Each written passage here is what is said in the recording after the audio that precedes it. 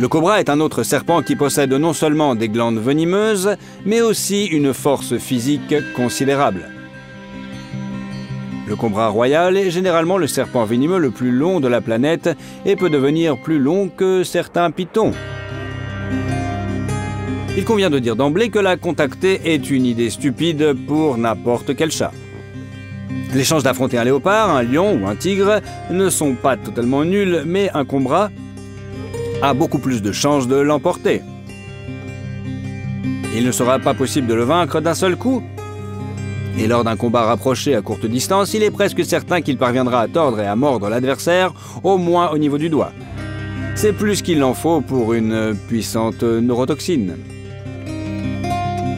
L'anaconda est l'un des serpents les plus longs du monde et certainement le plus lourd. Même un individu moyen de cette espèce peut atteindre 6 mètres, avec un poids environ 2 fois supérieur à celui d'un python de la même taille.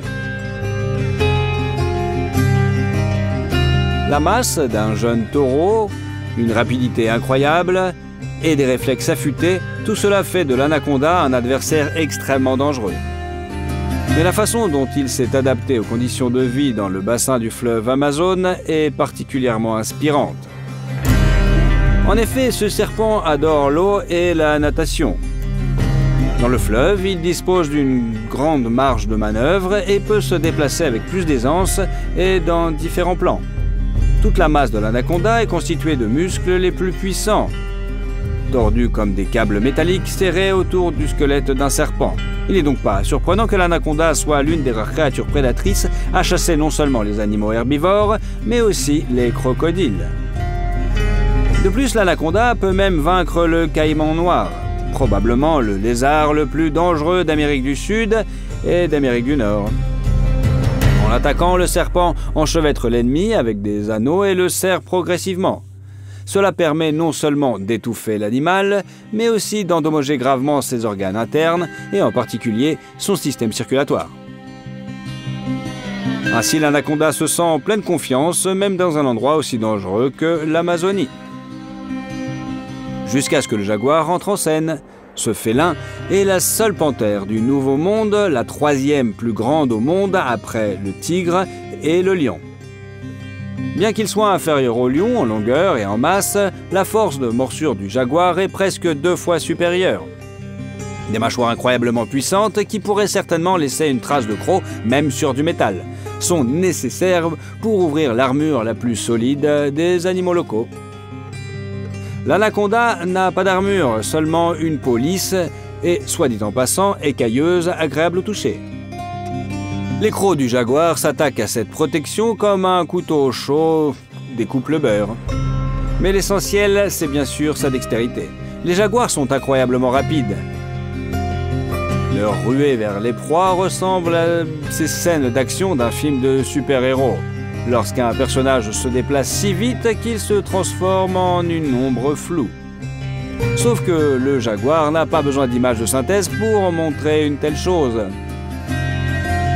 Vous le remarquez à peine, puis une tache floue apparaît et le voilà déjà en train de frapper à côté de vous.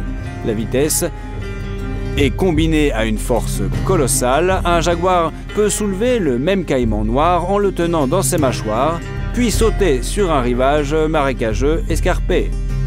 Et ce, avec une charge qui pèse à peu près autant que le chat lui-même, si ce n'est plus. Qui gagnera, le jaguar ou l'anaconda? Cela dépend déjà de ce qui remarquera l'ennemi en premier et dans quelles circonstances. L'anaconda peut vaincre un tel félin, mais seulement s'il parvient à l'enchevêtrer avec des anneaux. Dans ce cas, le jaguar ne pourra tout simplement pas utiliser ses mâchoires écrasantes ou frapper avec ses pattes. Bien entendu, le jaguar évitera à tout prix d'en arriver là. Sa vitesse de réaction est fulgurante et le serpent devra faire de gros efforts pour prendre le prédateur par surprise. S'il y parvient, même un jaguar se transformera en un copieux repas pour l'anaconda. D'ailleurs, en raison de leur métabolisme lent, ces reptiles n'ont besoin de viande que très rarement, une fois pendant plusieurs semaines. Et la période maximale pendant laquelle ils survivent sans nourriture, sans perte significative de force, se mesure en mois. Si le jaguar a réussi à réagir à temps, ou s'il a été le premier à attaquer au serpent qui ne se doutait de rien, ses chances de gagner sont extrêmement élevées. Outre l'agilité et la force, il dispose d'un autre avantage, son intelligence. Le jaguar sait que la force du coup du serpent dépend de la façon dont il plie le corps avant de se lancer. Ainsi, si l'on étire l'anaconda, il n'aura guère de possibilité d'opposer une véritable résistance. Grâce à ses griffes, le jaguar peut facilement saisir de tels objets. Et grâce à sa dextérité, le chat échappe aux contre-attaques. Le combat contre l'anaconda exige une concentration totale et se déroule dans une grande tension. Mais bien que le jaguar soit au moins 2 fois plus petit que le serpent, il parviendra à le vaincre en faisant preuve d'assiduité et de patience. De plus, le jaguar n'a pas peur de se battre avec un tel adversaire, même dans l'eau. Il essaiera de déplacer le champ de bataille au bord de la rivière, mais il pourra se défendre même dans l'Amazone, grâce à d'excellentes capacités de nageur que n'importe quel autre félin lui envierait. La tactique gagnante du jaguar consiste donc à ne pas laisser le combat se dérouler à courte distance. Le félin frappe des coups isolés, taquine le serpent, l'épuise et tente de lui infliger des dégâts minimes mais tangibles. Ensuite, le jaguar étire le serpent et passe aux choses sérieuses, saisissant le serpent par la tête avec ses mâchoires. Aimeriez-vous assister à un tel duel en direct ? Ou préférez-vous regarder un tel spectacle à travers un écran en toute sécurité depuis votre maison? Bon, question à la con, mais c'est pas grave. Partagez notre expérience, votre expérience, dans les commentaires. Allez, dites-le nous, ça nous ferait plaisir. Certains jaguars sont si courageux et forts qu'ils chassent même les anacondas dans l'eau. C'est particulièrement difficile pour eux. Les chats comptent sur les coups de patte. Même à faible profondeur, il est difficile de trouver un point d'appui pour porter un coup vraiment écrasant. Mais le jaguar noir réussit à vaincre l'anaconda sur son territoire, après quoi il sort calmement de l'eau, un serpent qui pèse plus lourd que lui.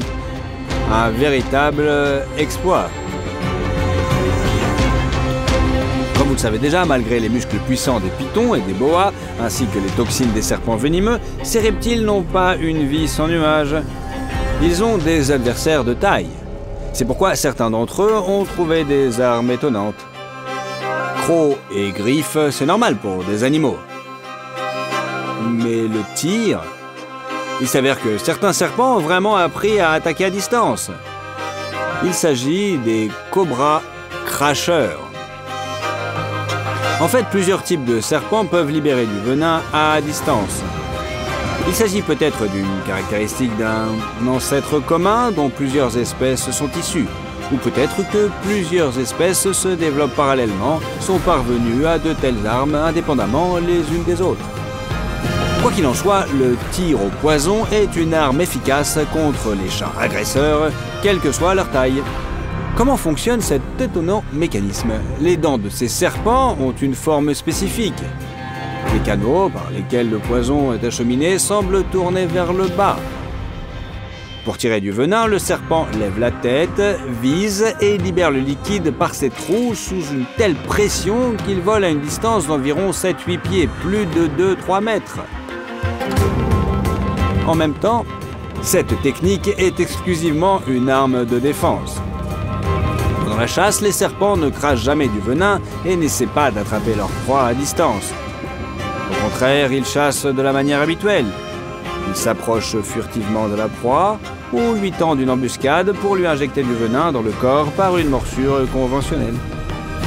La première question qui se pose lorsqu'on découvre ce mode d'autodéfense phénoménal est celle du mécanisme du poison. En effet, cette toxine, malgré toutes ses propriétés destructrices, n'est pas un acide. Elle n'est pas capable de brûler la peau de la bête, sinon le cobra ne pourrait tout simplement pas la garder entre ses dents. Il s'agit donc d'un poison commun qui n'empoisonne le corps que lorsqu'il pénètre, du moins lorsqu'il entre en contact avec les muqueuses. Comment est-il alors possible d'utiliser efficacement le poison contre des prédateurs aussi redoutables que les lions? La réponse est simple, les yeux. Le venin des serpents cracheurs est très puissant et concentré. S'il pénètre dans les yeux, il provoque une douleur intense, une sensation de brûlure et même des lésions des structures internes de cet organe. Par exemple, la destruction du cristallin et de la rétine. Et ici, vous apprendrez une nuance qui vous fera traiter les serpents avec beaucoup de respect. Ce ne sont pas de simples tireurs, mais de véritables tireurs d'élite du monde animal. Les lions sont très rapides, tout comme les léopards ou les guépards. Mais le cobra cracheur est passé maître dans la technique du tir ciblé au poison. D'une part, il vise précisément les yeux, et d'autre part, pendant le tir, le serpent fait des mouvements ondulatoires avec sa tête. Le poison est donc projeté dans un large arc de cercle. Même si le chat réagit à temps et esquive les premières gouttes, le reste de la charge le rattrapera probablement. Si une quantité suffisante de poison pénètre dans les yeux du lion, il perdra définitivement la vue. Les prédateurs expérimentés le savent et évitent de rencontrer un tel adversaire. Et ceux qui n'ont pas d'expérience, eh bien le monde des animaux sauvages est rude. C'est pourquoi dans un combat avec des chats, ces types de serpents ont presque trouvé une arme d'ultimatum. Il est plus facile d'atteindre une grosse cible. C'est pourquoi les ratels, les mangoustes et autres chasseurs de serpents relatifs, petits et agiles représentent un danger pour les cobras cracheurs. Mais les lions et autres grands félins devraient se garder d'approcher cet adversaire.